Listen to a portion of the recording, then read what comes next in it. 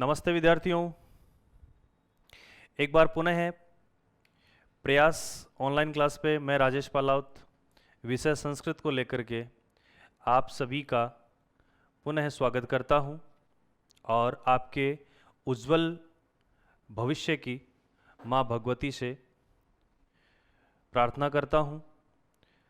माँ सरस्वती आपके जीवन पर्यंत विकास में साथ रहे, आपकी उन्नति में साथ रहे, आपको हमेशा आशीर्वाद प्रदान करें। प्रयास संस्थान यूँ सोचती रहती है हर पल कि प्रत्येक बच्चे का भविष्य हमेशा उज्जवल हो और जितना विषय विशेषज्ञों के द्वारा आपको फायदा हो उतना ही हमेशा देने के लिए तत्पर रहती है। तो संस्कृत विषय को लेकर के मैं भी चिंतनशील था और हमारे जो संस्था प्रधान है उनका भी यही मानना था कि आप बच्चों के लिए मैटर इकट्ठा करें और इतना शॉर्ट और स्वीट मैटर इकट्ठा करें जो बच्चों की परीक्षा के लिए बहुत ही रामबाण सिद्ध हो। विशेषतः जो रीट के विद्यार्थी होते हैं, जो भाषा के रूप में संस्कृत का चुनाव करते हैं, उनके सामने थोड़ी समस्या रहती है कि भाई कभी इस प्रकार से पढ़ी हुई नहीं होती है, समझ में आएगी कि नहीं आएगी। तो उनको डरने की कोई आवश्यकता नहीं है, उनको भय रखने की कोई आवश्यकता नहीं है। समस्त समस्याओं का समाधान प्रयास यूट्यूब चैनल आप तक उपलब्ध करवाएगा, ये मैं आपसे वादा करता हूँ। प्रमुखतः यूँ नहीं है कि केवल ये विषय रीट के लिए ही महत्वपूर्ण होगा, साथ ही सेकंड ग्रेड और फर्स्ट ग्रेड के जो विद्यार्थी हैं उनके लिए भी यह बहुत ही उपयुक्त और बहुत ही सटीक साबित होगा। छोटे छोटे बिंदु मैं रोज आप लोगों के लिए लेके आऊँगा और उन बिंदुओं के माध्यम से आपको सरल से सरलतम तरीके से आपको संस्कृत समझ में इसका मैं प्रयास करूँगा।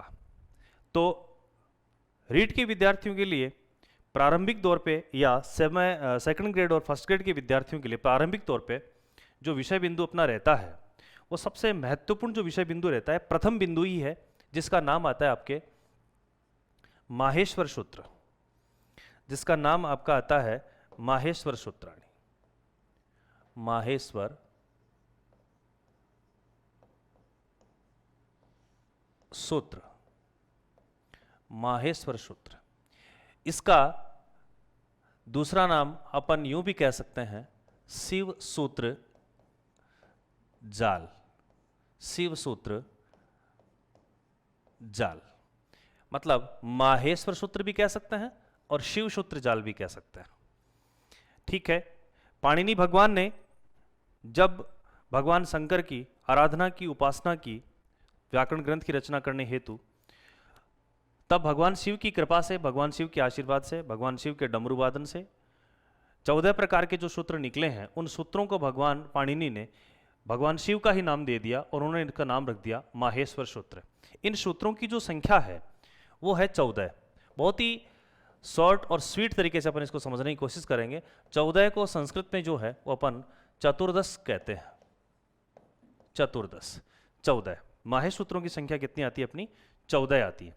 तो ये 14 माहेश्वर सूत्र, सबसे पहली बात मैं आपको विद्यार्थियों को कहना चाहता हूं कि रीट की जो चाहे प्री हो चाहे मैन हो, प्रश्न जो है इस टॉपिक से 1 या 2 प्रश्न निश्चित रूप से, निसंदेह रूप से आते हैं। तो इस कक्षा में अपन उन प्रश्नों के समाधान तक पहुंचने की क्या करते हैं, कोशिश करते हैं। मेरे साथ आप भी बने रहें और आप यूं सोचें कि इस कक्षा का मतलब ये है कि ये 2 नंबर या 1 नंबर जो भी प्रश्न का बनता है वो मेरा गलत नहीं होना चाहिए किसी भी तरीके से। ठीक है, तो अपन आगे इस पे चर्चा करते हैं। 14 सूत्रों की बात करते हैं। सबसे पहला अपना प्राथमिक कार्य है कि 14 सूत्र अपने को क्या होने चाहिए? कंठस्थ याद होने चाहिए। क्रम इनका भंग नहीं होना चाहिए, क्रम सहित अपने को याद होना चाहिए और जो है इसमें किसी प्रकार का चूक नहीं होना चाहिए। इसका पहला सूत्र जो है, आज की इस कक्षा में अपन सिर्फ माहेश्वर सूत्र याद करेंगे। पहला सूत्र जो है वो पहला सूत्र आपका आता है ए ई उ ण। ए ई उ ण, ये अपने को कंठस्थ क्या होना चाहिए? याद होना चाहिए। 14 सूत्र अपने को याद करने, आगे की क्रिया क्या होगी मैं जानू मेरा काम जाने। आपको इतना ध्यान रखना है कि 14 सूत्रों में वर्णों का क्रम भंग नहीं होना चाहिए और व्यवस्थित रूप से समस्त जो इस सूत्र हैं वो अपने को आकंठ होने चाहिए। तो इस कक्षा में अपन इसका पूरा अभ्यास करेंगे। दूसरा जो आता है री री क। तीसरा जो आता है अपना ए ओ ंग, ए ई ऊण रील री क ए ओ अंग। चौथा है अपना आई औ च, आई औ च। पांचवा है य व र ट।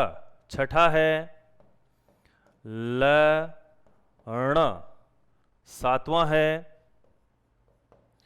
य म ंग अण न म, यमंगणनम। आठवां है झ भ य, झभय। नौवां है घ ढ ध स, गढ़धस। दसवां है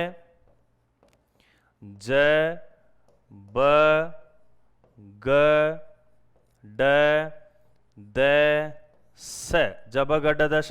11वां है ख फ छ ठ थ च ट त व। 12वां है क प य। 13वां है स स स र। 14वां है ल। तो विद्यार्थियों, ये 14 माहेश्वर सूत्र आप जो स्क्रीन पे देख पा रहे हैं, ये 14 माहेश्वर सूत्र अपने कंठस्थ होने चाहिए, आकंठ होने चाहिए, क्रमबद्ध होने चाहिए। अगर आपके ये 14 सूत्र क्रमबद्ध याद हैं तो अपन यूं निश्चित कर सकते हैं कि इन सूत्रों में से एक या दो प्रश्न जो निश्चित रूप से परीक्षा में आते हैं, उनमें अपना एक भी प्रश्न क्या नहीं होगा, गलत नहीं होगा। और अगर आप ये सारे 14 सूत्र कंठस्थ याद कर लेते हैं, करने में समर्थ हैं, सक्षम हैं, और आप नेक्स्ट क्लास का इंतजार कर रहे हो, तो आपको बता दूं कि आपका एक भी प्रश्न क्या नहीं होगा, गलत नहीं होगा। इनमें आपको याद करना क्या है, किस प्रकार से करना है, थोड़ी सी मैं आपकी मदद कर देता हूं। देखिएगा, सारे 14 सूत्र एक साथ अपन याद करना चाहें, यह संभव नहीं है प्यारे विद्यार्थियों। नया जो विषय होता है उसको समझने में, उसको आत्मसात करने में थोड़ा समय लगता है, थोड़ी मेहनत ज़्यादा लगती है।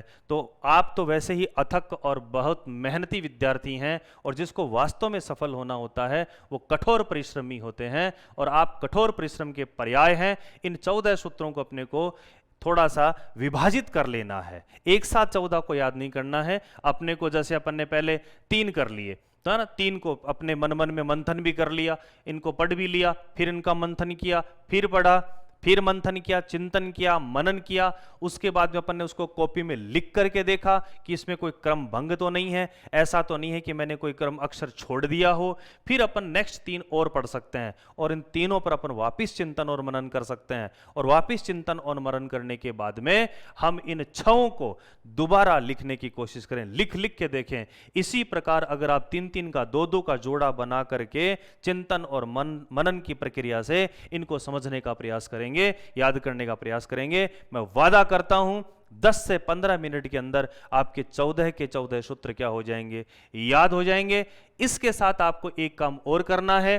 प्रत्येक सूत्र के अंत में आप देख पा रहे हैं जो वर्ण है, जैसे आपका इसमें अण आ जाता है ना, आपका इसमें अण है, आपका च है, आपका क है, आपका अंग है। प्रत्येक सूत्र के अंत में आप देख पा रहे हैं कि प्रत्येक सूत्र के अंत में एक एक वर्ण है जिनके नीचे हलंत, ये जो आड़ी रेखा होती है इसको हलंत कहते हैं, इनके नीचे हलंत लगी है। ये अक्षर कौन कौन से हैं, कितने हैं, ये भी आपको ध्यान में रखने हैं। फिर अपन चर्चा करेंगे इसकी। और आज का आपका जो होमवर्क रहेगा वो यही रहेगा। इसके बाद आने वाली कक्षा में इससे संबंधित प्रश्न किस प्रकार से परीक्षाओं में कितने प्रकार से पूछे जा सकते हैं, कितना प्रकार से इसके प्रश्न उठते हैं, क्या क्या इसमें बातें छुपी हुई हैं प्रश्नों के रूप में, किस किस प्रकार के इसके प्रश्न आते हैं, क्या क्या बातें छुपी हुई हैं, इनकी अपन अगली कक्षा में इसका समाधान करेंगे और आने वाले अन्य जो प्रश्न हैं उन पर हम चर्चा करेंगे। तो कल मिलते हैं अपन इसी समय इसी क्लास में, और मैं आपके दोबारा शुभ और मंगलमय भविष्य की कामना करता हूं। साधुवाद, धन्यवाद, जय प्रयास, जय हिंदुस्तान।